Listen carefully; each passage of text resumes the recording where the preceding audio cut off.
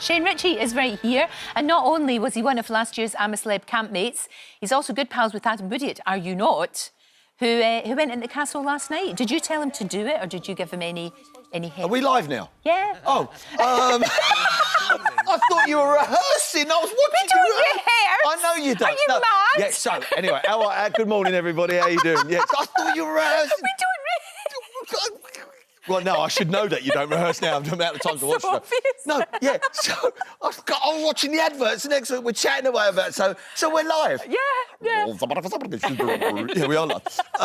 Yeah. So Adam, right? Yes, Adam. So I watched him last night going to the castle, and a few weeks ago we were chatting just before he went into isolation, and he said to me, "This is what he said." He said, "Shane, I'm going to the castle." I said, "No, you are." He said, "What's the shrubbery like?" I said, "What are you talking about?" He said, "The shrubbery around the castle." I said, "Why? What you got in mind?" He said, "Well, I'm thinking if I gather up as many nettles as possible, I can make a cup of tea." Now, what I had to tell him, when I went into the castle last year, I did exactly the same. I had this notion in my head, because it was the first time in the castle. So I remember getting in there and wandering around on my own, just pulling up little plants and smelling it, go, and then looking for nettles. And I got this whole armful of nettles, and I'm about to walk back into the castle where Giovanna's got a kettle boiling, and I got called to the telegraph room. Right. "Mr. Richard, can you sit down?" "What are you doing?" "And I've got all these nettles." "So nothing." "Why?"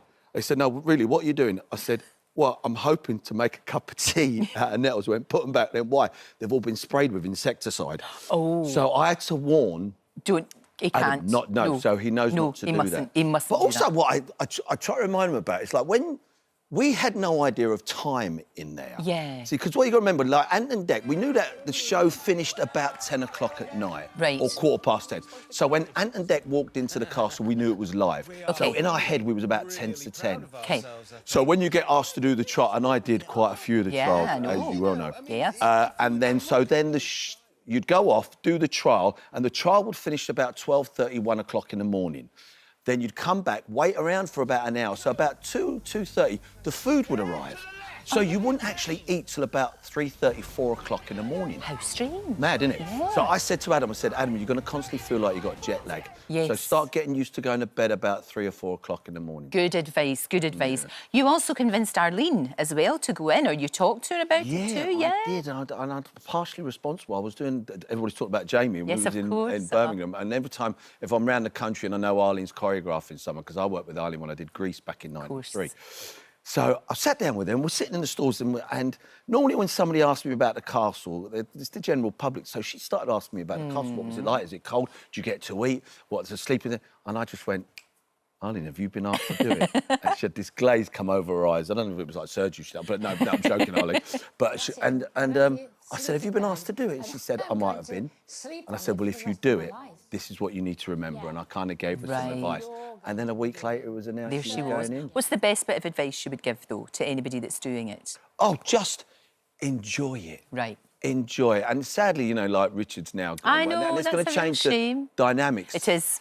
But what was interesting, because we were the first ones to go into the castle, and I think ITV were very clever, because I think the whole of the UK was in a different headspace. Totally. We were in lockdown, nobody was seeing loved ones, friends and family, there was no cinema, bars, theatres.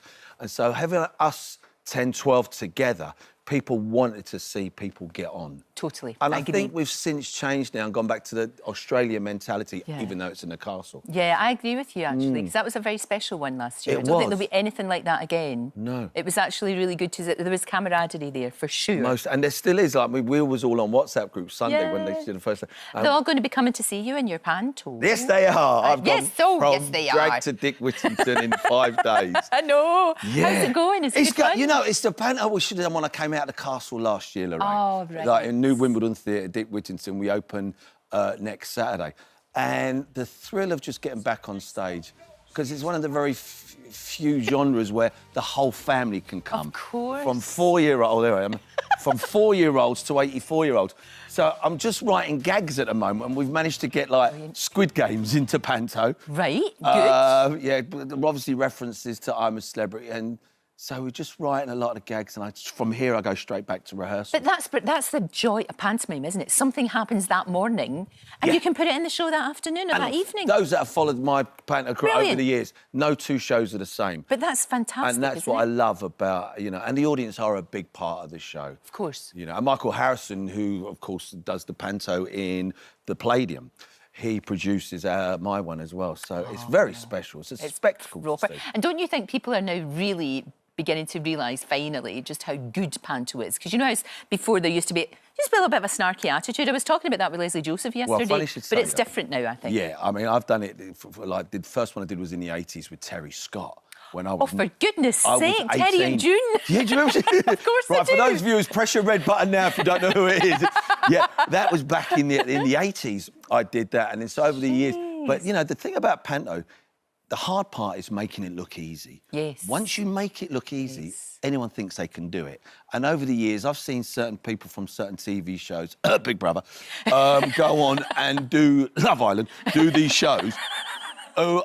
Useless. Big Brother, Love Island, OK? And... No, you're right, and they don't have the endurance. They don't. 2 shows a day. They can't hack it, because you have to be really on your game. That's right. You really do. And all my kids love it, and they've, you know, my 5 children. That's why I've got, because I've had 5 kids now. You can probably tell by my body now. My eldest one, Shane Jr., was only 8 when he did his first one, and Jake was 10, and now Mackenzie did his first one when he was 10. Lolita, who's now 13, did her first one when she was 8, and Romany, my youngest daughter, who's 10, did her first one when she was 5. Gosh. So they've all done it with me. Yes, and that's part of it. The whole it's the family thing. Yeah, no, very much so. Like, families come to see it, and there's families on the stage as well. Yeah, which is amazing. It really is incredible. And how do you think Adam's going to do in the I'm a Celeb whole thing? Do you think he's going to be all right? Right, I've known Adam best part of 30 years. OK. Right? He was my mentor when I went into EastEnders. Yes. Everyone has a mentor. And I knew him when he first went in 1907 into EastEnders. But the thing is, I love his sense of humour. Right. Now, if you don't get it, it can be sometimes dry, but what he is, he's very focused. I mean, he's had his own gin, he's an incredible photographer, he's done, like, his cooking skills are incredible. And now he's got a motorhome, he's 100% into his motorhome. Right. So when he gets passionate about something, he'll take it to the limit 100%. And sometimes it can kind of, you know, wear you down a little bit. Right. But he can be very funny. He's a great team player, as he was in the EastEnders. Yeah. And he'll always have your back. And he's very honest. He's a very honest guy. He sounds like, I think he'll do really well. I think he'll do really well. He'll be great. And I should be voting, because I know he was responsible for a lot of the trials that I had to do last year. He was on social media saying, get Shane to do this, get Shane. So you're going to do the same? Oh, damn right. OK. He's having it. He's Sounds having good. it, yeah. Well, look, Dick Whittington, as you said, it opens New Wimbledon Theatre. Next Saturday. Saturday, runs all the way through till the 2nd of January. Yes, thank you, darling. Have a great time doing it. Thanks, Lorraine. And a terrific Christmas. Bless Always you. a joy. You too, sweetheart. Always a joy to see you. Don't forget, you can watch full episodes of Lorraine on the ITV Hub, and all the best clips, compilations and playlists right here on our channel. Just subscribe now and you'll never miss an upload. Click here to watch another video similar to this one, or click here to head to our channel's homepage to explore all of our exciting videos.